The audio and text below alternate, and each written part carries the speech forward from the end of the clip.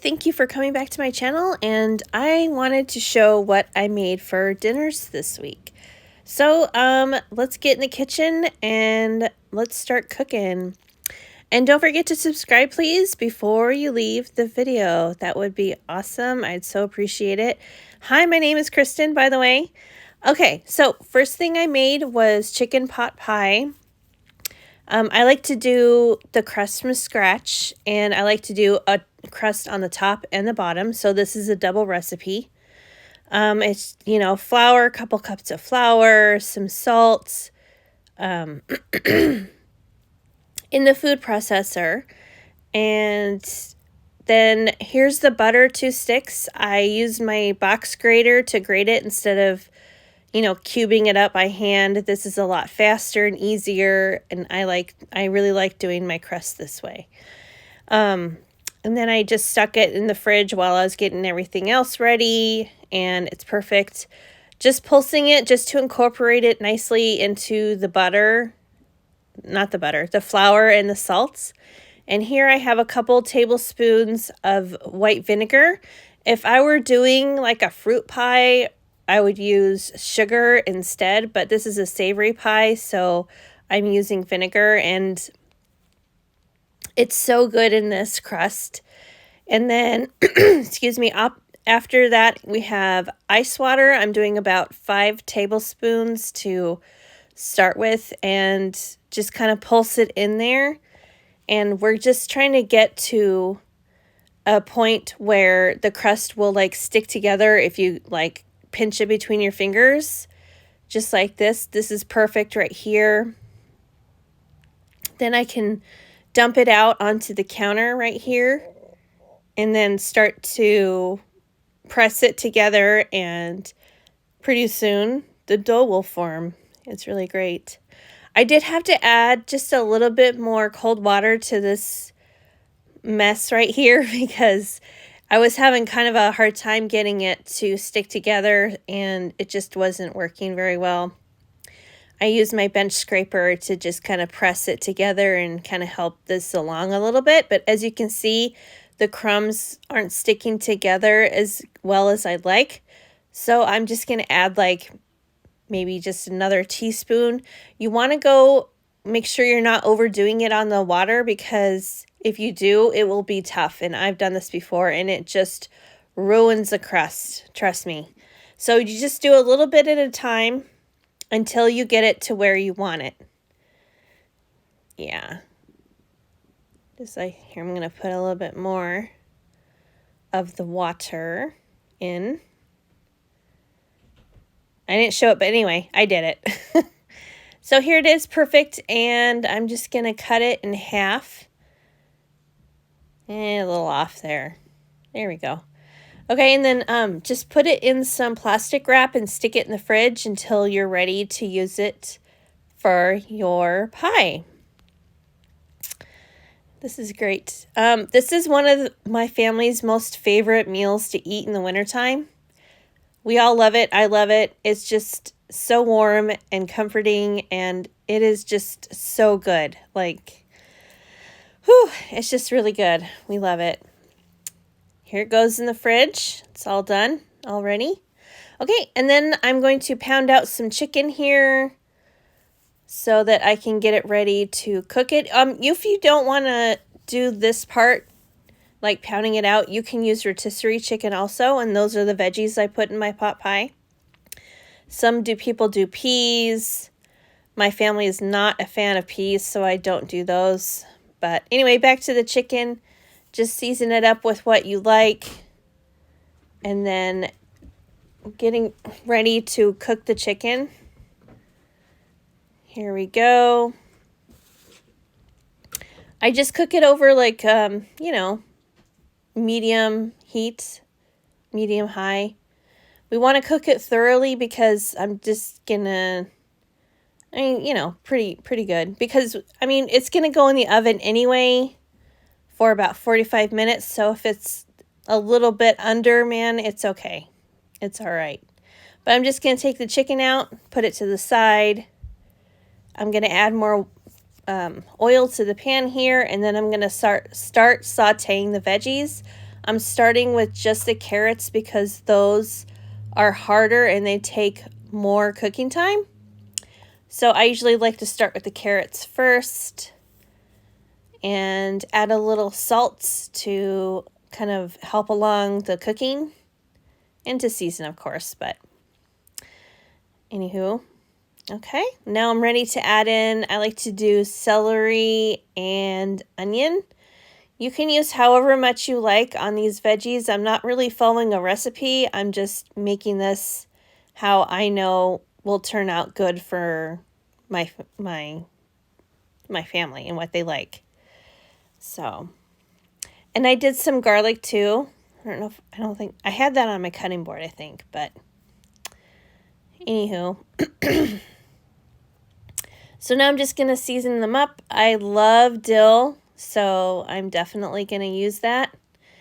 It's so good in there. I love the onion, herby onion flavor. It's so good. Okay, garlic salts. Back to the chicken now that the veggies are almost done. So I'm just going to dice up the chicken real nice here. As you can see, I have about a full breast and a half here. I like to butterfly the chicken breasts. I never cook a chicken breast whole. I always butterfly it. It just turns out so much better. And I pound it out. I know I've said this many times, but it just works. And it's just so much better when you do that. I didn't used to do that, but now I do it all the time. And it just turns out so much better. And whatever I make, the chicken is just more tender. And it works. Okay, so now gravy time. 3 tablespoons of butter. Again, I'm just, doing what I know works.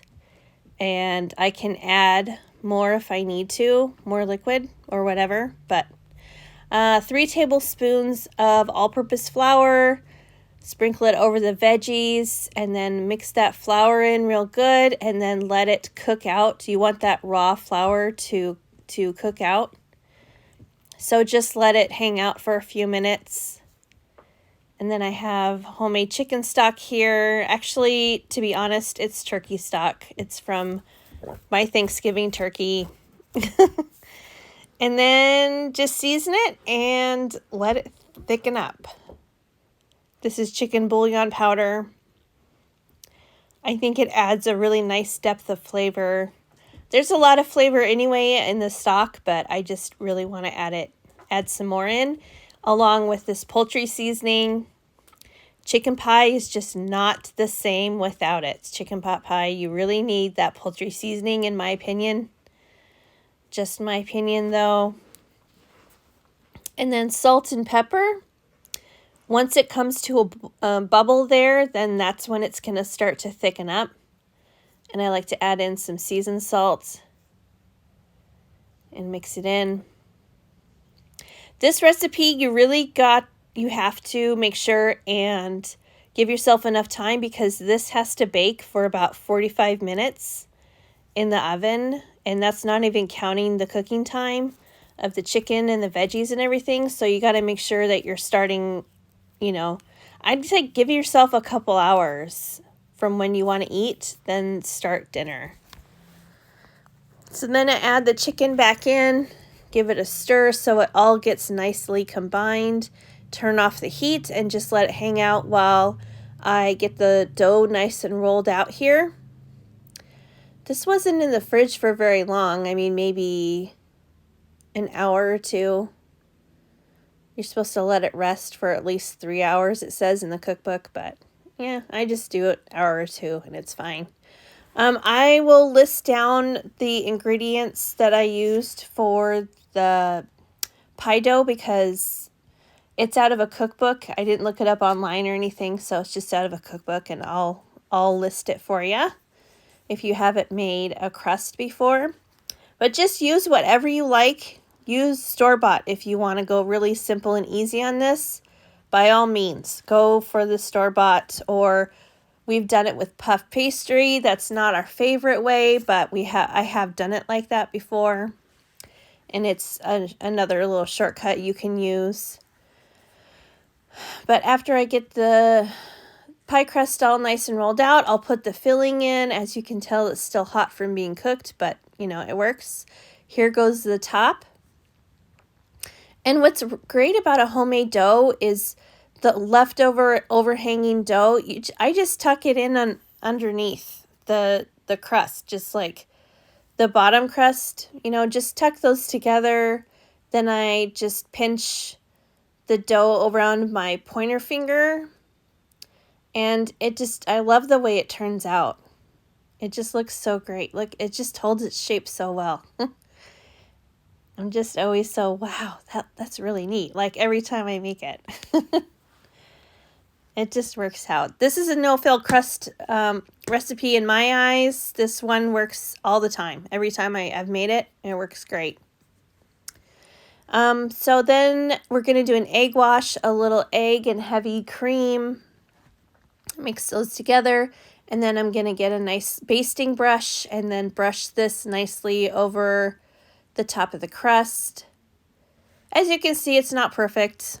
I mean, like the side there, you know, it's not perfect, but it tastes absolutely delicious and fabulous. If you love pot pie, this is great. I 10 out of 10, I must say. So then I like to add a little bit of celery seed to the top for a little garnish and just a little bit more salt. I think that really brings out all the flavors in the crust, and it just really ties it all together. It's just, I got to do it like that. So then in the oven it goes, 400 for about 45 minutes. I'm removing the foil with like 15 minutes to go. Make sure you put that foil on though in the beginning for most of the cook, because then the crust will get way, way too brown too fast. And this is it. It's great. Look at this. It's so gorgeous. It's so comforting, and I just love this meal in the wintertime because it's just fabulous. Chef's kiss, wonderful. I love it. Make it. Okay, so my next recipe that I'm making is slow cooker Salisbury steak. I saw this in another YouTuber's video, and I thought this looked unique because this is going to be done in the slow cooker. And I haven't seen one in the slow cooker before. I mean, I haven't looked, right? But anyway. So a pound of the beef, and then garlic. And then I'm just slicing these onions up. These are going to come into play a little bit later on. And then my son doesn't really like onions, so I like to grate them in to kind of hide them, but still get that nice onion flavor. It works, trust me. He doesn't ever complain about onions in the food anymore. So I'm doing this, FYI, the night before. You don't have to do this the night before. You can do it the day of. But, you know, I have to work on the next day, so I just wanted to get this done so I didn't have to mess with all this stuff in the morning. So I'm just doing this the night before, 1 egg yolk. And it totally worked to do it the night before. You just have to do a little bit of prep, and most of the work is done in the morning when you get up or whenever you want to put this on. So salt and pepper. The parsley actually was supposed to go in the gravy and not in the burgers or the patties, but it worked just fine. It was fine.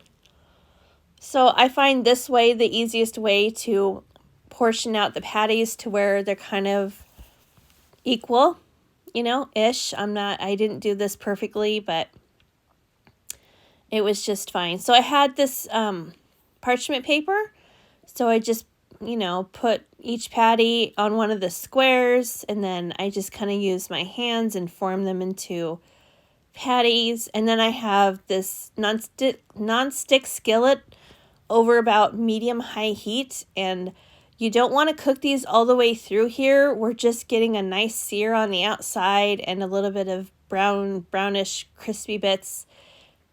Take them out, and then I'll do the other two just like this. I didn't want to crowd the pan because you don't want these to really steam a lot, because then they don't get browned. But so anywho, And then you just cover them and put them in the fridge until the next day when you're ready to put these in the slow cooker.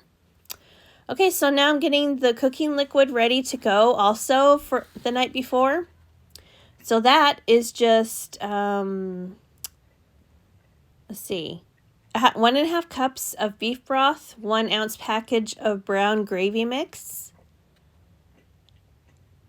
like that.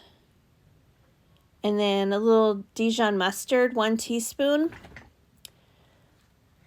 I thought that was kind of maybe an odd thing to put in, you know, the gravy, but it works. I don't know. It just gave a nice little tangy deliciousness in the back of it, you know. And then ketchup and just mix it all together. And then I'm going to cover this measuring cup and stick it in the fridge also. And it'll be ready for me the next day when I go to put this in the slow cooker. This was really good. Really good. Okay, the next day, my slow cooker, she's ready to roll. So I'll just put those sliced onions in the bottom of the slow cooker. Okay. And then the gravy or the sauce. This is going to turn into gravy. That's why I keep calling it gravy, but you know, it's just cooking liquid really right now. And then we're going to place the patties in on top of the onions. And you know, the patties aren't going to fit perfectly into the slow cooker.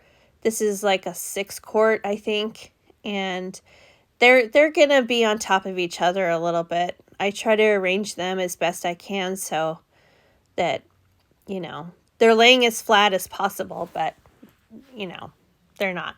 So I'm pouring the cooking liquid over those, and you see how they're like kind of, there's not much on top, like they're not completely submerged. So as here, I did add some more cooking liquid. So all in all, I did use a whole box of beef stock, which is 32 ounces, I believe. All right, so I'm going to do a cornstarch slurry here to thicken. So we have 2 tablespoons of cornstarch and 2 tablespoons of cold water. And then you just kind of mix it up. This is pretty much done at this point. I think it is done at this point.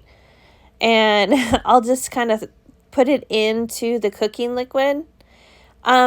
So yeah, you can do it for longer than 4 hours on low. You can do it for, you know, 5 or 6 or whatever you need to do. Like, it's still really good. Because this cooked faster than 4 hours, but, or sooner, excuse me. Sooner than 4 hours, but I just turned it on warm and then I just turned it back up after I put the slurry in so that I could finish getting the rest of my dinner together. But this was really kind of impressive to me. It tasted really good and the patties were so tender and like they just melted in your mouth pretty much. I mean, it was just great. I was impressed with this recipe. Okay, so then I'm going to do some carrots to go along with the Salisbury steak. I thought those two together went really well together, or they would, and they did. They're fabulous. So this is just butter and garlic together, and then I took it off the heat, and then I'm going to add in a bunch of honey. This is our personal stash of honey. I hate to brag, but I do have that. I'm so excited. It's still so nice to just go downstairs to my basement when I need more honey, and it's there. And it's something that came from us, or our bees, and we worked to process it. It's just awesome. Okay, so then I put the carrots into this bowl so I could mix everything together. So I'm just tossing the carrots in the butter and the garlic and the honey, and now I'm about to season. I'm going in with some dill. If you don't have dill, it's no big deal. It's okay. This will still taste good without it. Did you like my little joke there? Okay, so then salt and pepper. I love dill jokes. They're so funny. Okay, and then ground paprika. I would use smoked paprika if I had it, but I don't have it. So I'm just using ground paprika. I love smoked paprika. I really, really do. It's so good. So, so yummy. And then I have my oven preheated to 425 to cook these carrots. They're going to take about 25 minutes in the oven. And there they go. Oh, here's my pan. Put it on a parchment-lined baking sheet. Zoom back out here a little bit so you can see. Get the full view here. The magic of the carrots. Look at those little gems. Those orange gems. Oh, I love carrots. We don't eat them nearly as much as we should. I just love carrots. My dog does too. Oh my God. These are his favorite snack. One of his favorite. He has a couple. Believe it or not, but he just loves carrots, man. Oh, he goes crazy. Every time I get him out from the fridge, he's like, there. He's like, what? What are you doing? I want some. Give me some. Give me some. Okay. And then they're out here and just garnished them with a little bit of Italian parsley. And these were so good. So good. I cleaned my plate. Look at, and then mashed potatoes. Oh my gosh. This meal is so good. I'm going to link it for you in the description box. And you must make it. You will love it. You will. Okay, and this is last night's dinner. Creamy garlic butter. Chicken, Parmesan, whatever. Parmesan chicken. Okay, so I took 2 chicken breasts and butterflied them like that, unevenly, as you can tell. I mean, but it's okay. Once you pound them out, you know, it all works out. It's fine. So then salt and pepper. Did I say salt? I mean season with salt and pepper, okay? Do that. Never mind me. Okay, and this part here is not in the recipe, but I'm so glad I did this. I'm just dusting each side with the cornstarch. And this is going to not only help thicken your sauce at the end when you put them into the sauce, but it's also going to add a little bit of crispness and a little bit of a crust. So I highly recommend give it a try next time if you make this recipe. Dust your chicken with the cornstarch before you cook it, and it's just going to be fabulous. You're going to be like, oh my God, this is great. Okay, once they are cooked, thoroughly cooked, 5 or 6 minutes per side, take them out. Let them rest on a dish while you're getting the sauce ready. These bigger pieces are going to take a few more minutes, okay? Okay, so fast forwarding now, we got the sauce going. We got in the pan with the chicken, all the chicken bits there. Leave all that stuff in there. It's good stuff. So saute a little bit of, or like 4 cloves of garlic. Add in some heavy cream, 1 cup. And a half a cup of chicken stock. And get those heating up really good. I saw this recipe on Facebook, by the way. And I don't have the website, the link, so I'll have to try and find it. If not, I'll type it out, but I really hope I can find the link and I don't have to do that. Okay, so then 1 cup of grated Parmesan cheese. I think if I had shredded or fresh Parmesan, I think that would work even better in this sauce. But the grated, the cheapy stuff out of the shaker, you know, is fine too. If that's what you got, and that's what I'm using here also. But next time, I think I'm going to make sure that I have fresh Parmesan cheese. Okay, so 2 tablespoons of butter goes in with the sauce. And just let it melt away there. Or go in with the rest of the seasoning, you know, whatever, Kristen.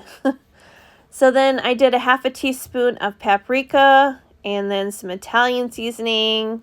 I didn't measure those, by the way. I know you can tell. I just kind of added in until my heart's content. And now I'm just whisking the sauce. Does anybody pronounce their W's like that? Whisking? Or WH's? Anyway, got sidetracked there for a second. Okay, and then salt and pepper. Make sure you're seasoned up nice and well there. And let it start to warm up. Don't let it boil, really, but let it start to simmer away, and it will thicken up a little bit. Now we're going to add in the chicken back in. They've been sitting on the side, so we're going to add them back in and let them reheat and get to be friends with the sauce so that, you know, you have a nice put together meal here. Yeah, turn that heat down. See, you don't want it to be bubbling any more than that. Garnish with some parsley, and then I also made, I didn't show it, but I also made some garlic smashed cauliflower. And that went really well with this dinner. This is a pretty low-carb dinner, I must say. And some roasted broccoli. So I really enjoyed doing this video for you, and I hope you enjoyed watching and seeing what I made for my family this week. So can you leave me a comment and let me know what you'd like to make for your family? Because I'd love to find out. I really would. So I'll see you in the next video. Bye.